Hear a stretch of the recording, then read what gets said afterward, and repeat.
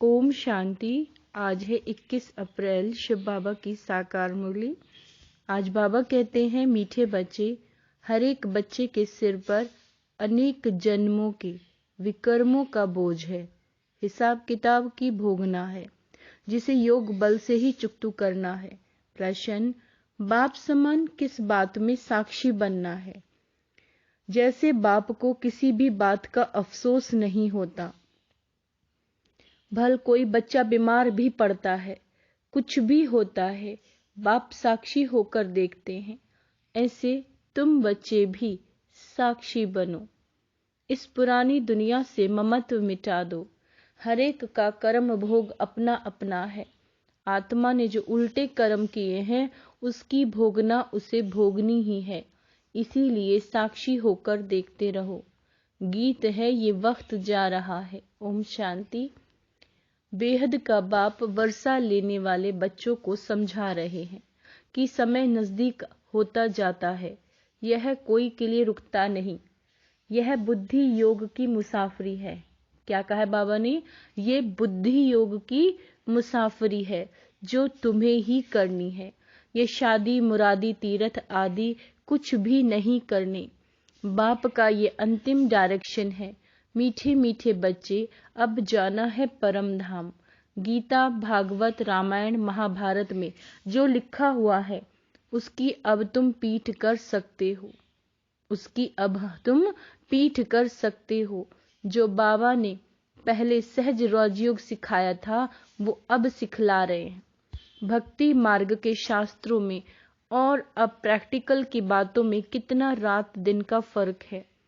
बाप ही आकर राजयोग सिखाते हैं, बच्चों को डायरेक्शन देते हैं कि देह सहित सब संबंधों को छोड़ एक बाप को याद करो। बहुत गहरी लाइन है। देह सहित सब संबंधों को भूल जाओ और सिर्फ शिव बाबा को याद करो। बच्चे अब प्रैक्टिकल में समझते हैं कि शास्त्र राइट है या इस समय जो बाबा सम्मुख समझाते हैं वो राइट है। तुम बच्चे अब ड्रामा के राज को जानते हो। हर एक चीज सतो प्रधान होती है, फिर सतो रजो तमो होती है।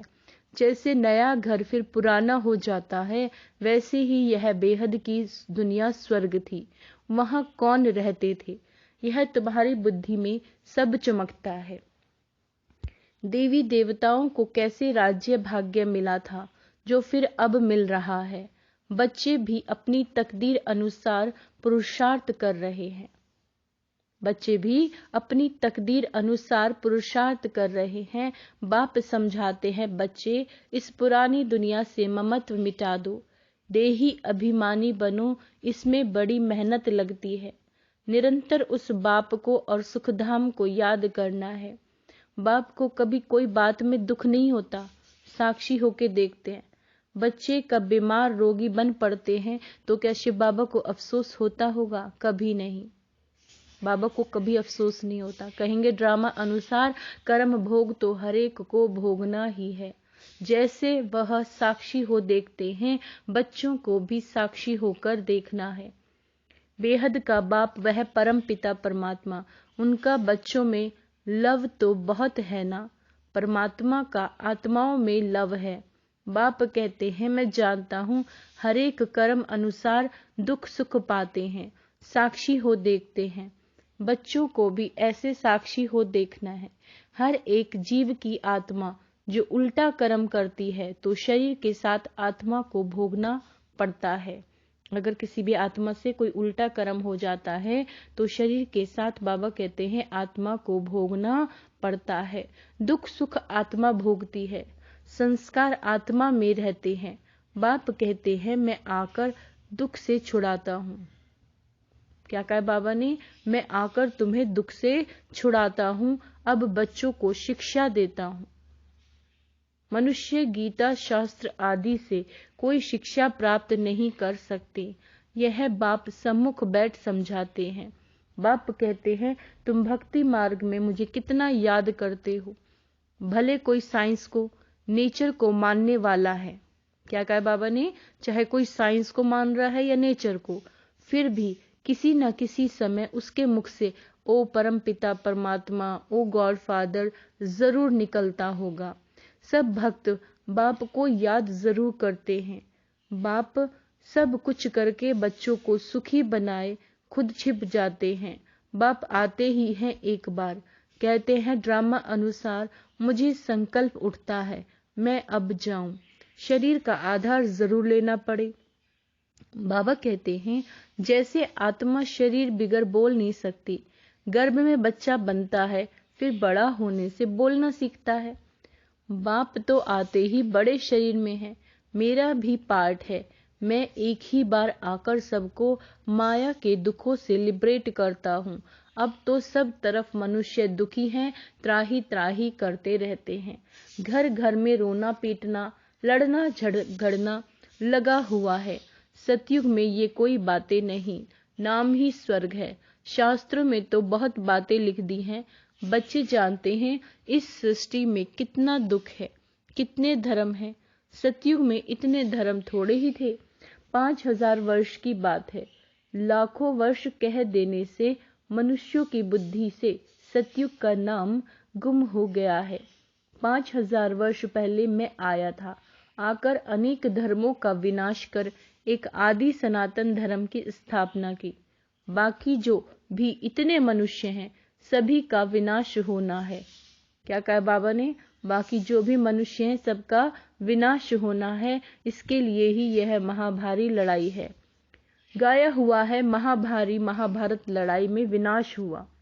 यह सब धर्म विनाश हो जाएंगे। जो देवी देवता धर्म के हैं उनको आकर मैं पढ़ाता हूँ, मेरा पार्ट है। बहुत गहरी लाइन है। बाबा कह रहे हैं मेरा पार्ट है। मनुष्य भी जानते हैं कि अभी बहुत दुख है। मैं भी जानता हूँ मनुष्यों को बहुत दुख है। घर में रोना पीटना लगा हुआ है। बच्चे धन के लिए बाप का खून करने में भी देरी नहीं करते। इतनी गंदी दुनिया है। बाप आकर बच्चों को स्वर्ग का साक्षात्कार कराते हैं। शिव बाबा कहते हैं मैं आया हूँ बच्चों को स्वर्ग का, विश्व का मालिक बनाने। कोई मेहनत नहीं कराता हूँ। योग बल से विकर्मों को भस्म करना है। विकर्मों का बोझ सिर पर बहुत है। क्या कहा बाबा ने? योग बल से विकर्मों का विनाश करना है। विकर्मों का बोझ सिर पर बहुत है। बीमारी खांसी आदि होती है। यह जन्म जन्म के हिसाब किताब की भोगना है। अब जगदम्बा जगत पिता है, कितना उनका नाम बाला है, पूजा हो रही है। मनुष्य थोड़े ही जानते हैं कि जगदम्बा अंतिम जन्म में कौन थी। अब जगदम्बा पर जगत पिता का प्रैक्टिकल में पाठ चल रहा है, तो इनको भी देखो। सब जन्मों का हिसाब किताब चुकतू करना पड़ता है। इतना योग लगाते हैं, सर्विस करते हैं, फिर भी कर्म भोग ऑपरेशन आदि कराने पड़ते हैं। उस सन्यास और इस सन्यास में बहुत फर्क है। वो तो घर बार छोड़ कफनी पहन सन्यासी बन जाते हैं। बाबा कहते हैं हम तो पुरुषार्थ करते रहते हैं, जब अंत आएगा तब हमारा पूरा सन्यास होगा। अभी पुरुषार्थी हैं। उन सन्यासियों के लिए ऐसे नहीं कहेंगे कि पुरुषार्थी सन्यासी हैं। उन्होंने तो घर बार छोड़ा और नाम पड़ा सन्यासी। हम सन्यास के लिए बाबा द्वारा कितनी मेहनत करते हैं, तो यह अनेक जन्मों का बोझ सिर पर है। कितने योग में रहते हैं, औरों को सुख देवें, उनकी आशीर्वाद भी मिलती है, तो भी देखो कर्म भोग निकल पड़ता है। कर्मतीत अवस्था हुई नहीं है, वह अंत में होनी है। यह जन्म जन्मांतर के कर्मों का हिसाब किताब है। अभी पूरे सन्यासी बने नहीं हैं। उनके सन्यास और हमारे सन्यास में रात दिन का फर्क है। वो घर बार छोड़कर जंगल में जाके बैठते हैं। विकारी मनुष्य उनकी सेवा करते हैं। ऐसे भी नहीं वह कोई सब पावन बने हुए हैं, वह भी साधना करते रहते हैं। बाबा कहते हैं कर्म भोग तो उनको भी होता है। अनेक जन्मों के विकर्मों का बोझ सिर पर है। अनेक जन्मों के विकर्मों का जो बोझ है वो सिर पर है। विकर्मों का बोझा योग से ही भस्म होगा। जब तक बाप नहीं आवे तब तक कोई योग सिखला न सके। उन्हों का योग सर्वशक्तिवान बाप से नहीं है, तो विकर्म विनाश तो हो नहीं सकते। ब्रह्म व तत्व को सर्वशक्तिवान थोड़े ही कहेंगे। सर्वशक्तिवान तो एक परम पिता परमात्मा शिव है, वह परम आत्मा है। जो आते हैं ब्रह्म और वह तत्व तो नहीं आएगा। बाबा कहते हैं वो परम आत्मा है जो आते हैं, ब्रह्म व तत्व तो नहीं आएगा। तो बच्चों के सिर पर भी बहुत पापों का बोझ है, बहुत मेहनत करनी है विकर्म विनाश करने के लिए। विश्व का मालिक बनना है, सिवाय बाप के कोई बना ना सके। बाप बनाते हैं योग बल से, बल मिलता है सर्वशक्तिवान बाप से, वह वर्ल्ड ऑलमाइटी अथॉरिटी है। अब तुम बच्चे जानते हो ये सारी दुनिया दुखी है। सुख जो भी है वह अल्पकाल कागविष्टा के समान है। सच्चा सुख तो होता नहीं स्वर्ग में, वह दुख देने वाली माया ही नहीं है। कोई इन बातों को मानते ही नहीं, कहते हैं ऐसे कैसे होगा। नहीं मानते हैं तो समझो हमारे दैवी कुल के नहीं है। दैवी कुल वाले जरूर मानेंगे। कल्प पहले भी माना था। अब बाप सुना रहे हैं तो बेहद के बाप को सब सेंटर्स के बच्चे याद पड़ते हैं। कोई सन्यासी ऐसे कह ना सके कि हम सभी बच्चों को सुनाते हैं। वहां सभी फॉलोवर्स बनेंगे। उनकी जैसे मुरली थोड़ी ही भेजी जाती है जो सब सुने। यहाँ तो सबके पास मुरली भेजी जाती है जिससे श्रीमत पर चल श्रेष्ठ बने। भगवान को कहा जाता है श्री श्री, सबसे श्रेष्ठ। बाप कहते हैं श्रेष्ठ श्रेष्ठ तो मैं हूँ जो सभी को श्रेष्ठ बनाता हूँ। पतित दुनिया में श्रेष्ठ कहाँ से आए। श्री श्री 108 यह हूबहू शिव बाबा की रुद्रमाला है, उनको ही श्री श्री कहते हैं। श्रेष्ठ श्रेष्ठ सतयुग की स्थापना कर मनुष्य सृष्टि में श्रेष्ठ बनाते हैं। जो हम स्वर्ग के मालिक बनते हैं तो समझते हैं श्री श्री 108 जिनकी माला बनती है, ऊपर में है निराकार शिव बाबा, वह हमको ऐसा श्रेष्ठ बना रहे हैं। यह है ईश्वरीय विश्वविद्यालय। इन ब्रह्मा कुमार कुमारियों को ईश्वर पढ़ाते हैं। ईश्वरीय विश्वविद्यालय है परम पिता परमात्मा का। यह विश्व को नॉलेज देने के लिए विश्वविद्यालय है। जो चाहे सो विश्व का मालिक बने, चाहे तो स्वीट होम में जाके बैठे। बाबा कहता है बाप आए हैं सदा शांत सदा सुखी बनाने। मैं कल्प कल्प आकर के भारतवासी बच्चों को विश्व का मालिक बनाता हूँ। क्या बनाते हैं बाबा? विश्व का मालिक बनाते हैं। बाकी सब आत्माएं तो शांति धाम में निवास करती है। स्वर्ग में सिर्फ देवी देवताएं की आत्मा होती हैं। तुम जानते हो बरोबर बाबा हमको पढ़ाकर स्वर्ग का मालिक बनाते हैं तथा योग जितना जो पुरुषार्थ करते हैं, बाकी सब आत्माएं हिसाब किताब चुकतू कर वापस चली जाएंगी। शरीर सब खत्म हो जाएंगे। कलयुग का अंत और सतयुग की आदि होगी। तो तुम बच्चे जानते हो बाकी कितना समय होगा। अभी करोड़ों हैं, सतयुग में सिर्फ 9 लाख होंगे। शुरू में थोड़े होते हैं, फिर वृद्धि को पाएंगे। तो इतने सब जीव जो हैं उन सब की आत्माएं हिसाब किताब चुकतू कर वापस चली जाएंगी। सबकी कयामत का समय है। माया ने सबको कब्र दाखिल बना दिया है। कब्रिस्तानी बन गए हैं। क्या बन गए हैं? कब्रिस्तानी, कोई काम के नहीं। अब तुम समझते हो कि बेहद का बाप हम सब आत्माओं को पढ़ाकर स्वर्ग का मालिक बनाते हैं। विश्व का मालिक बनने का यही ईश्वरीय विश्वविद्यालय है। बाप की जायदाद है ही स्वर्ग। अगर यह निश्चय है तो क्यों ना हम उनकी मत पर चलें, बाप से स्वर्ग का वर्षा लें। इसमें छोड़ने की तो कोई बात नहीं, विकारों को छोड़ना है सो तो अच्छा है ना बाबा। हम क्यों नहीं पवित्र रहेंगे, क्यों नहीं छोड़ेंगे? 5 विकारों का संन्यास करने से ही हम चक्रवर्ती राजा बनेंगे। बाप कहते हैं अब मरना है। क्या कहते हैं? अब मरना है, जरूर निर्वाण धाम में जाना है, तो क्यों ना कमाई करनी चाहिए। और धर्म वाले भी आकर लक्ष्य लेंगे। बच्चों ने साक्षात्कार किया। इब्राहिम कास्ट क्राइस्ट आदि की आत्माएं आती हैं सलामी भरने, लक्ष्य लेने, बाकी नॉलेज नहीं लेंगे। क्या कहा बाबा ने? सलामी भरने, लक्ष्य लेने, लेकिन नॉलेज नहीं लेंगे। हाँ, कोई ब्राह्मण कुलभूषण होगा तो उठ पड़ेगा। ब्राह्मण कुलभूषण बनने बिगर देवता कुलभूषण बन न सके। ब्राह्मण बने फिर देवता बने, देवता ही क्षत्रिय वैश्य फिर शूद्र बनते हैं। यह वर्ण चक्र लगाते रहते हैं। श्री लक्ष्मी नारायण जो वर्थ पाउंड थे उन्हों को भी 84 जन्म पूरे करने हैं। सो अगर निश्चय हो जाए कि बेहद के बाप से वर्षा जरूर लेना है, जिससे आधा कल्प सुख पाते रहते हैं, तो क्यों नहीं पुरुषार्थ करे। छोड़ने की तो बात ही नहीं। वह सिंध का पाठ था, लिखा हुआ है, कृष्ण ने भगाया, गऊ चराते थे, भगाया तो क्या गाली खाने के लिए, भगाया पटरानी बनाने के लिए।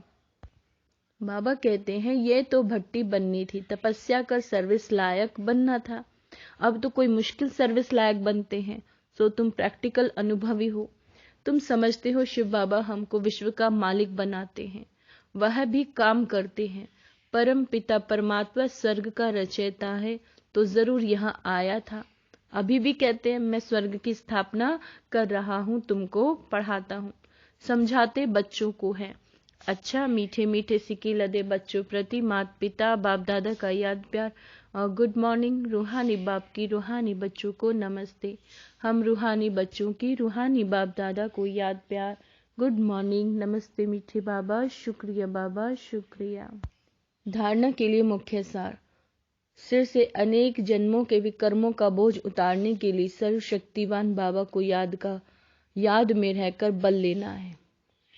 सिर से अनेक जन्मों के विकर्मों का बोझ उतारने के लिए सर्वशक्तिवान बाप की याद में रह बल लेना है। सर्व को दुआएं दे आशीर्वाद लेने हैं। श्री श्री की श्रेष्ठ मत पर चल पूरा संन्यास करना है। इस कयामत के समय में सबसे बुद्धि योग तोड़ देना है। वरदान मास्टर नॉलेजफुल बन 5000 वर्ष की जन्म पत्री को जानने वाले स्वदर्शन चक्रधारी भव। जो अभी स्वदर्शन चक्रधारी बनते हैं वही भविष्य में राज्य भाग्य के अधिकारी बनते हैं। स्वदर्शन चक्र अर्थात अपने सारे चक्र को अंदर सर्व भिन्न भिन्न पार्ट को जानने वाले आप बच्चे विशेष इस समय 5000 वर्ष की जन्म पत्री को जान मास्टर नॉलेजफुल बन गए। सभी ने ये विशेष बात जान ली कि इस अंतिम जन्म में हीरे तुल्य जीवन बनाने से सारे कल्प के अंदर हीरो पार्ट बजाने वाले बन जाते हैं। स्लोगन है, अपने साथियों को भी बाप के संग का रंग लगाओ। अपने साथियों को भी बाप के संग का रंग लगाओ तो उनके संग का रंग आपको नहीं लगेगा। अच्छा, ओम शांति।